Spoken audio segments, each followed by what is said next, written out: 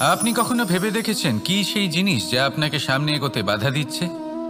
ধরুন আপনি কোনো পথ দিয়ে যাচ্ছেন, পা মুচকে গেলে তা আপনাকে সামনে এগোতে বাধা দেয়।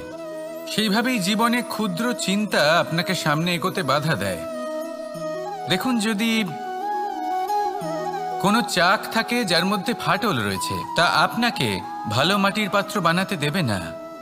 ঠিক সেইভাবেই কাউকে ঈর্ষা করলে তা আপনাকে মহান হতে দেবে না।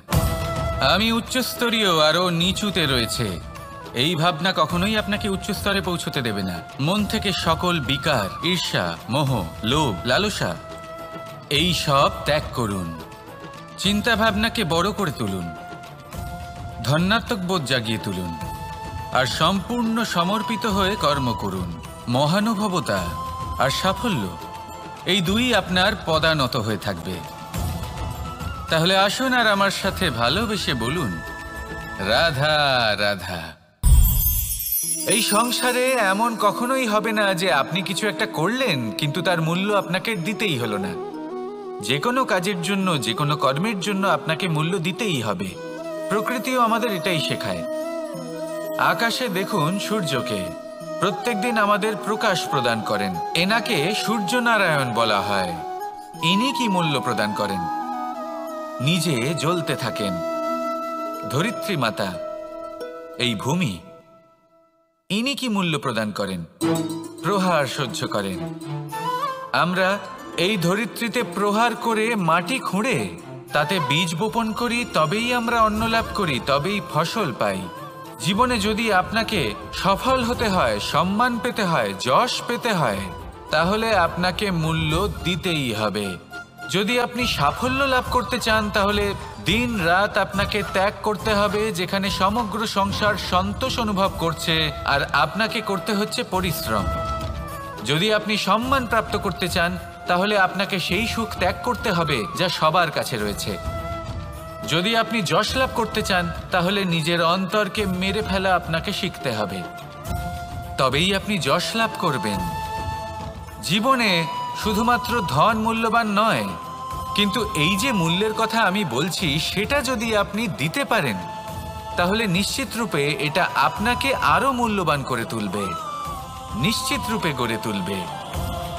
তাহলে এটাই করুন আর আমার সাথে ভালোবেসে বলুন, রাধা রাধা।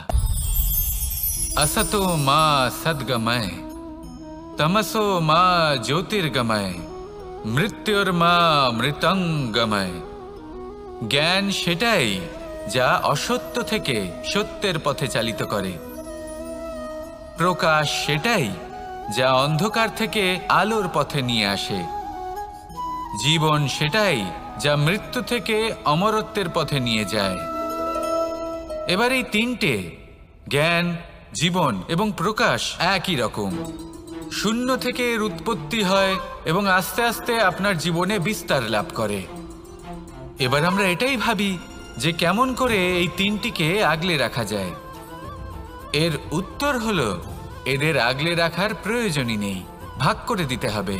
কোনো বৃক্ষকেই দেখে নিন, একটি বৃক্ষ অনেক বছর ধরে বেঁচে থাকে। কেন? কারণ সে ভাগ করে দিতে জানে। সে নিজের বীজ ছড়িয়ে দেয়, এই ধরিত্রীতে দেয়, সেই বীজ যা অঙ্কুরিত হয়ে এক নতুন বৃক্ষকে জন্ম দেয়। শুধু ছড়িয়ে দিয়ে একটি বৃক্ষ জীবন দান করতে পারে। যদি কোনো ব্যক্তি জ্ঞান ছড়াতে শিখে যান, যদি প্রকাশ, আলোর কিরণ ছড়িয়ে দিতে শিখে যায়, কোনো ব্যক্তি তার জীবনের সুখ ছড়িয়ে দিতে শিখে যান, তাহলে তিনি মৃত্যুর পরও মৃত হন না। এই ভাগ করে দেওয়ার সুখটাই কিছুটা আলাদা। এই সুখ অনুভব করুন আর আমার সাথে ভালোবেসে বলুন, রাধা রাধা। এই সংসারের সব থেকে বড় যুদ্ধ কোনটা? দেব-অসুরের যুদ্ধ যা অনেক বছর ধরে চলেছিল, নাকি রাম রাবণের যুদ্ধ, নাকি মহাভারত? না, সংসারের সব থেকে বড় যুদ্ধ হলো সেইটা যা নিজের সাথে লড়া হয়, নিজের মনের সাথে লড়া হয়, নিজের অন্তরের সাথে লড়া হয়। এটাই সব থেকে বড় যুদ্ধ। এবার নিজেই দেখুন আপনার সব থেকে বড় শত্রুকে। আপনার স্বার্থ, আপনার কামনাগুলি, আপনার অহংকারগুলি, যা আপনাকেই নষ্ট করে দেয়।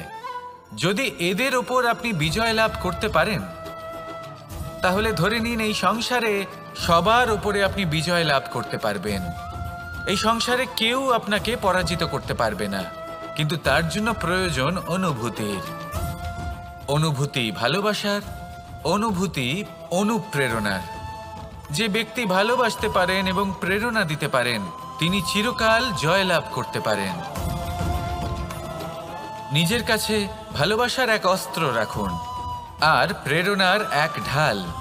জীবনে কেউ আপনাকে পরাজিত করতে পারবে না। আসুন আর আমার সাথে ভালোবেসে বলুন, রাধা রাধা। খুব বড় একটা প্রশ্ন করতে চলেছি। এই সংসারের সব থেকে বেশি সুখী কে? এবার কেউ বলবে সেই ব্যক্তি যিনি সব থেকে বেশি ধনী, যার কাছে সব থেকে বেশি ধন আছে, আভূষণ আছে, স্বর্ণ আছে।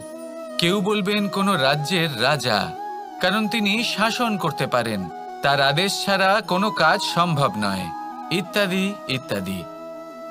এর উত্তর যদি আমি দিই, তাহলে এটুকুই বলবো, সংসারের সব থেকে সুখী ব্যক্তি হলেন তিনি যিনি সন্তুষ্ট। তার কাছে সন্তোষরূপী ধন আছে, যা তাকে সুখী রাখে। এবার এই সন্তুষ্টি সেটা কিভাবে আসে জীবনে? এটা আসে ধৈর্যের কারণে। ধৈর্যের এই অনুভূতি অত্যন্ত শক্তিশালী।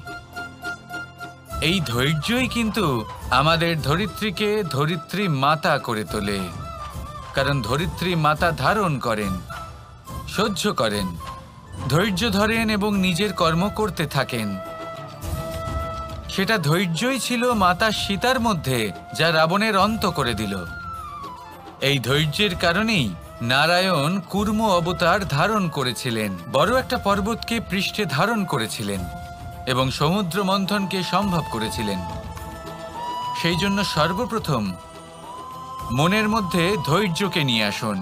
এই ধৈর্যই আপনাকে সন্তুষ্টির পথে নিয়ে যাবে, আর এই সন্তুষ্টি আপনাকে লোভ, মোহ এবং লালসার পথ থেকে দূরে নিয়ে সুখের পথে নিয়ে যাবে। আর তখন এই মন প্রসন্ন হয়ে বলবে, রাধা রাধা। মানুষ চিরকাল বড় মানুষ হয়ে উঠতে চায়, সবসময় সেই নিয়ে কল্পনা করে। কিন্তু প্রশ্ন হলো এটাই যে মানুষ বড় কখন হতে পারে? যখন সে ধনী হয়ে ওঠে, নাকি যখন তার কাছে সম্মান থাকে, নাকি যখন রূপবান হয় বা অধিক শক্তিশালী হয়? মানুষ বড় মানুষ তখনই হতে পারে যখন বিপদের সময় সে অন্য কোনো মানুষের পাশে এসে দাঁড়ায়। তাই সর্বপ্রথম এটা শিখুন। হয়তো এই জন্যই হনুমান শ্রীরামের কাছে এতটা বড়, আর হয়তো এই জন্যই বলরাম দাদা আমার কাছে এত বড়। যদি আপনিও জীবনে বড় হয়ে উঠতে চান, তাহলে কারোর সাথে তার দুঃখের সময়, তার সংকটের সময় তাকে সঙ্গ দিন আর পাশে এসে দাঁড়ান। এই মন প্রসন্ন হয়ে বলবে, রাধা রাধা। জীবনে সবথেকে বেশি গুরুত্বপূর্ণ বস্তু কি? বাড়ি, বাহন, সোনা, ধন। যদি আমি সত্যি বলি, তাহলে জীবনে সবথেকে বেশি গুরুত্বপূর্ণ বস্তু কোনো বস্তুই নয়।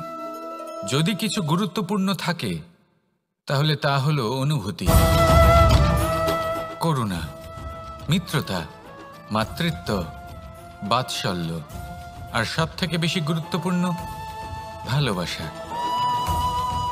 নিজেদের এই জীবনে যদি আপনি শুধুমাত্র বস্তুর খেলাতে মেতে থাকেন, তাহলে জীবনে আনন্দ কখনোই থাকবে না। নিজের এই জীবনকে অনুভূতির পীঠস্থান বানিয়ে তুলুন। এই মন প্রসন্ন হয়ে বলবে, রাধা রাধা। যখনই কোনো ঘূর্ণিঝড় আসে, কোনো প্রলয় আসে, তখন দেখবেন তা কত বৃহৎ প্রভাব ফেলে, কত বড় বিনাশ ঘটায়, বিধ্বংস সৃষ্টি করে। যখন বন্যা আসে, তখন কত গভীর প্রভাব ফেলে, কত সর্বনাশ ঘটায়। নদীর পাড়ও ভেঙে বয়ে নিয়ে যায়। সেখানে কোনো গাছকে দেখুন, শান্তভাবে দাঁড়িয়ে থাকে, চুপ করে, আর নিজের কাজ করে। ছায়া প্রদান করে, ফল প্রদান করে, কোনো শব্দ না করেই নীরবে কর্ম করে। যদি নদীর কথা বলি, নদী যখন বয়ে চলে খেতে জল প্রদান করে, বনস্পতিদের প্রাণ প্রদান করে, আমাদের পানীয় জল দেয়। এত মহান কাজ করে কোনো শব্দ না করে, নীরবতার সাথে। এ হলো এক শিক্ষা যে এই সংসারে যারাই মহান কর্ম করেন তারাই নীরব থেকে সেই কর্ম করতে থাকেন, কারণ ওনারা জানেন যে গুরুত্বপূর্ণ প্রচার নয় বরং কর্ম। আর যারা রুদ্রের সাথে থাকেন, কোলাহল করেন, তারা শুধুমাত্র ধ্বংসই করেন। এবার আপনি মৌন থেকে শুধুমাত্র কর্ম করে মহান হতে চান, নাকি রুদ্রের সাথে থেকে বিধ্বংস ঘটাতে চান? সিদ্ধান্ত আপনারই। আসুন আর আমার সাথে ভালোবেসে বলুন, রাধা রাধা। আপনি জীবনে কি হবেন সেটা আপনার পরিশ্রম, আপনার নিরন্তর প্রয়াস আর আপনার নির্বাচিত দিশার উপর নির্ভর করে না। এটা নির্ভর করে আপনার সঙ্গতির উপরেও। এই সঙ্গতি যা হলো অত্যন্ত গুরুত্বপূর্ণ। প্রকৃতিও আমাদের এটাই শেখায় বিভিন্ন উদাহরণ দিয়ে। যদি আপনাকে একটা উদাহরণ দিই, কখনো বাতাসের প্রবাহ লক্ষ্য করবেন। এই বাতাসের প্রবাহ যখন কোনো পুষ্পকে স্পর্শ করে, সেও সুগন্ধে পরিপূর্ণ হয়ে যায়। এই বাতাসের প্রবাহ যখন কোনো নালীর উপর দিয়ে প্রবাহিত হয়, তখন সেও সুগন্ধহীন হয়ে যায়। এ সঙ্গতির প্রভাব যা মানুষকে কোথা থেকে কোথায় নিয়ে যেতে পারে আপনি জানতেও পারবেন না। এ হলো সঙ্গতির প্রভাব, যেখানে চানার সাথে গুড়ও মিশে যেতে পারে। এ হলো সঙ্গতিরই প্রভাব, যেখানে একটা সাধারণ পাথর স্বর্ণের সাথে মিশে গিয়ে একটা রত্নে পরিণত হতে পারে। তাই এই সঙ্গতির বিষয়ে বিশেষ খেয়াল রাখবেন। আপনি কার সাথে মিশছেন, কি বলছেন, কি শিখছেন, আপনার অস্তিত্বের উপর তাদের কি প্রভাব পড়ছে সব লক্ষ্য করবেন। আর আমার সাথে ভালোবেসে বলবেন, রাধা রাধা। যখন আমরা জীবনে কোনো লক্ষ্যের দিকে অগ্রসর হই, তখন অনেক সংখ্যক লোক আমাদের পরামর্শ দেন যে আপনি এটা করুন, আপনার সেটা করা উচিত, আপনার ওই আদর্শ ব্যক্তিরই মতো ওই পথেই চলা উচিত। আমাদের ভালো লাগে, আমরা তা অনুসরণ করতে থাকি, কারণ সেই পথে 1 বা 10 জন মানুষ চলে নিজের লক্ষ্য প্রাপ্ত করে ফেলেছেন। এবার সেই লোকেরা সেই পথে চলে নিজের লক্ষ্য প্রাপ্ত করেছেন, তার মানে কি এটাই যে আমাদেরও লক্ষ্য প্রাপ্তি হয়ে যাবে? কোনো মানে নেই। আমি আপনার কাছে একটা সহজ প্রশ্ন রাখছি, সেই আদর্শ ব্যক্তি কি আপনি? আপনি নন। সেই ব্যক্তি হলেন অন্য কেউ, যার নিজস্ব ভাবনা রয়েছে, নিজের বিচারধারা আছে, নিজের কর্ম আছে, নিজের অভিজ্ঞতা আছে, নিজের গুণ, নিজের অপগুণ আছে, তাদের নিজেদের একটা যাত্রা আছে, নিজের লক্ষ্য আছে। তিনি আপনি নন। যদি কথা বলি আপনার বিষয়ে, আপনার বিষয়ে সব থেকে বেশি কে জানে? আপনার যাত্রা, আপনার লক্ষ্যের বিষয়, আপনার ভাবনা চিন্তা, আপনার বিচারধারা, আপনার কর্মের বিষয়, আপনার কামনার বিষয়, আপনার অভিজ্ঞতার বিষয়, এই সব বিষয়ে সব থেকে বেশি যদি কেউ জানে, তিনি হলেন স্বয়ং আপনি। তাই নিজের জীবনে কোনো পথ নির্বাচন করবেন আর কিভাবে সামনে এগোবেন, এই নির্বাচনও শ্রেষ্ঠ হবে যদি সেটা আপনি নিজেই করেন। আপনি আপনার জীবনকে নিরীক্ষণ করুন, বুঝুন, আর নিজের লক্ষ্য গিয়ে প্রাপ্ত করে ফেলুন। সমাজের সামনে এমন একটা উদাহরণ আপনি প্রস্তুত করুন যাতে ভিড় আপনার পথে চলতে তৎপর হয়ে ওঠে। আসুন আর আমার সাথে ভালোবেসে বলুন, রাধা রাধা। সংকট, সমস্যা, বিপদ, এগুলো তো সকলের জীবনেই আসে। অনেক সময় এমন হয় যে মানুষের জীবনে যখন এমন কোনো বিপদ আসে, তখন সে ভয়ভীত হয়ে পড়ে, চিন্তিত হয়ে পড়ে, নিরাশ হয়ে যায়। কিন্তু আমি আপনাকে একটা সত্যি কথা বলি, যে আমাদের ব্যক্তিত্বের বিকাশের জন্য, আমাদের নিজেদের লক্ষ্যে পৌঁছে দেবার জন্য এই সংকট, এই সমস্যা, এগুলো অত্যন্ত গুরুত্বপূর্ণ। আর এর উদাহরণ আমি নয়, বরং প্রকৃতি স্বয়ং দেবে। আপনি নিজেই ধরিত্রী মাতাকে দেখে নিন। ধরিত্রী মাতা সূর্যের তাপ সহ্য করেন কেন? যাতে পৃথিবীতে যে জল রয়েছে তা বাষ্পে পরিণত হয়ে ওপরে উঠে মেঘ হয়, আর পৃথিবীতে বর্ষা হয়ে ফিরতে পারে, নতুন জীবন দান করে। আর অন্যদিকে পাতা ঝরার মরশুমে কোনো বৃক্ষকে দেখুন, পাতা ঝরার মরশুমে সমস্ত পাতা ঝরে যায়, তারপরে সেই গাছে নবনির্মাণ হয়, নতুন পাতা জন্মায়, সেই গাছ আবার ভরে ওঠে, সবুজে সবুজ হয়ে ওঠে। সেইভাবেই আপনার জীবনেও সংকট এবং সমস্যা এগুলো তো আসতেই থাকবে, কিন্তু আপনার এগুলিকে ভয় পেলে চলবে না, পিছু হটলে চলবে না, নিরাশ হলে চলবে না, বরং দৃঢ়তার সাথে, সাহসের সাথে তার সম্মুখীন হতে হবে। যদি আপনি এটা করতে শিখে যান, তাহলে আপনি দেখবেন যে এই সমস্যা, এই সংকট, এই বিপদ আপনাকে শক্তি প্রদান করবে। আসুন আমার সাথে ভালোবেসে বলুন, রাধা রাধা। প্রকাশ কার মধ্যে থাকে? সূর্য। শীতলতা কার মধ্যে থাকে? চন্দ্রমার মধ্যে। এবার যদি সূর্যের মধ্যে প্রকাশ না থাকে কি হবে? অন্ধকার। যদি চন্দ্রমার মধ্যে শীতলতা না থাকে তাহলে কি হবে? মহা অন্ধকার। সবকিছু অন্তরে আছে, শুভভাব আর সত্যতা প্রত্যেকটা মানুষের অন্তরের মধ্যে থাকবেই থাকবে। যদি এটা না থাকে তাহলে জেনে রাখুন কিছুই নেই। যেমন একটা প্রদীপ যা জ্বলছে, যা প্রকাশ দিচ্ছে, অন্ধকারে আমাদের পথ প্রদর্শন করছে। কেন জ্বলে? কারণ ওর মধ্যে একটা সলতে আছে যা জ্বলছে। সলতে কেন জ্বলে? কারণ তার ভিতর ঘি আছে যা ওই সলতেকে জ্বলতে সাহায্য করে। সবকিছুই আমাদের মনের ভিতরেই রয়েছে, ভালো ভাব এবং সততাও। এই নিয়েই কর্ম করতে থাকুন আর জীবনের সামনে এগোতে থাকুন। সমস্ত জীবন আলোকিত হয়ে উঠবে। আসুন আর আমার সাথে ভালোবেসে বলুন, রাধা রাধা।